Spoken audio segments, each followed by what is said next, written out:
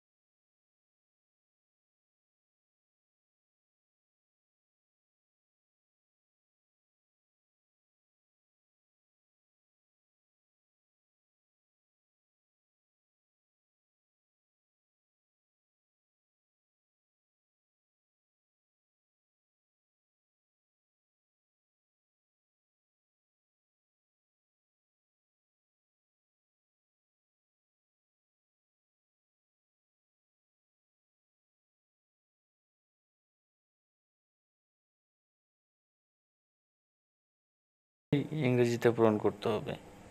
অ্যাসাইনমেন্টের যে অংশ শিক্ষকগণ পূরণ করবে তার প্রথমেই আছে অ্যাসাইনমেন্টের ক্রমিক নম্বর। অ্যাসাইনমেন্টের ক্রমিক নম্বর তুমি যে অ্যাসাইনমেন্টটি তৈরি করবে সেই অ্যাসাইনমেন্টের প্রথম ঘরে ক্রমিক নম্বর দেওয়া আছে। বাংলাদেশের ইতিহাস ও বিশ্ব সভ্যতা প্রশ্নে দেখো, এর প্রথম ঘরের অ্যাসাইনমেন্ট নম্বর 1 লেখা আছে, তাহলে তুমি ক্রমিক নম্বরে লিখলে, কারণ তুমি 1 নম্বরে শুরু করেছো। যদি 2 হয় তাহলে লিখবে 2, এটা ইংরেজিতে লিখলেই হবে।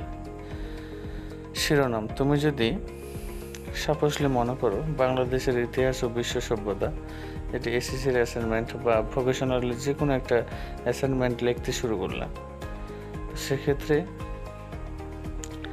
শিরোনামটি কি লিখবে? শিরোনাম লিখতে হবে ইতিহাস পরিচিতি।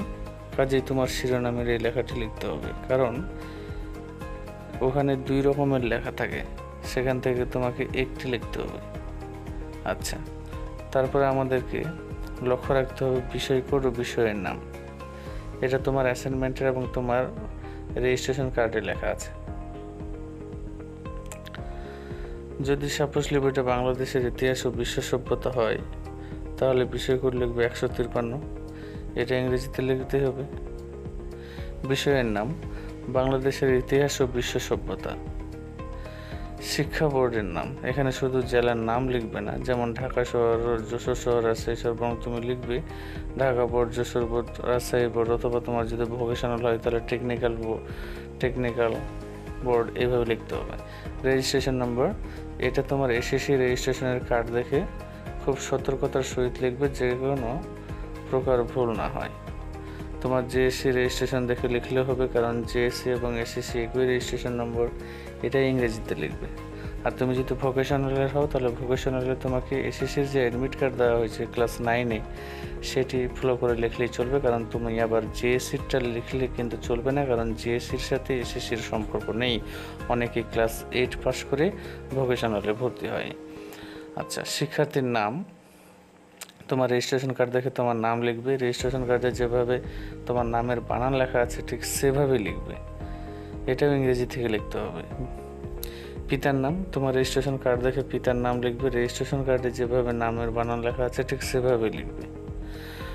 অনেকের মনে প্রশ্ন আসতে পারে যে এত গুরুত্ব দিয়ে কেন লিখবো? হ্যাঁ, অবশ্যই লিখতে হবে, কারণ এটি তোমরা মনে করবে যে এই খাতাটি বোর্ড মূল্যায়ন হবে এবং এটির উপরেই কিন্তু তোমাদের করোনা ভাইরাসের পরিস্থিতি নির্ভর করবে যে তোমরা পরীক্ষা দিবে নাকি এই অ্যাসাইনমেন্ট থেকেই তোমাদেরকে ফলাফল দেওয়া হবে। এই জন্য অবশ্যই গুরুত্ব সহকারে অ্যাসাইনমেন্টটি লিখতে হবে।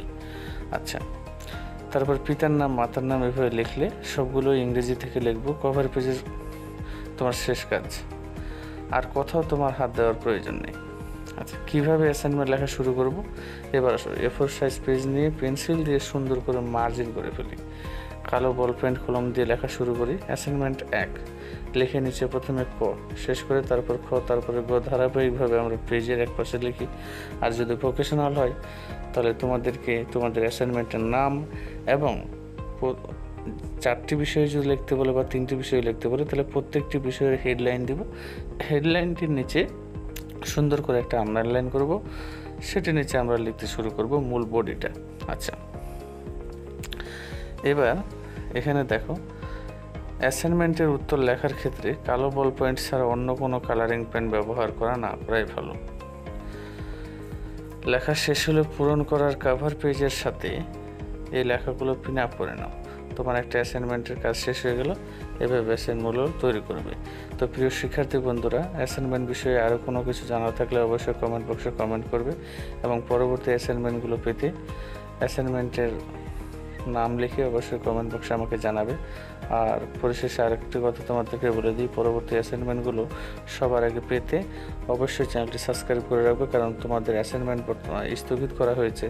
আর এই স্থগিত অ্যাসাইনমেন্টে আবার লকডাউন যখন খুলে দেওয়া হবে 5 তারিখে, ঠিক 6 তারিখ অথবা 7 তারিখ থেকে কিন্তু আবার তোমাদের অ্যাসাইনমেন্ট লিখতে হবে। এই জন্য অবশ্যই চ্যানেলটি সাবস্ক্রাইব করে রাখবে, কারণ পরবর্তী অ্যাসাইনমেন্টগুলো সবার আগে পেতে। তো প্রিয় শিক্ষার্থী বন্ধুরা, সবাই ভালো থাকবে, সুস্থ থাকবে। খোদা হাফেজ।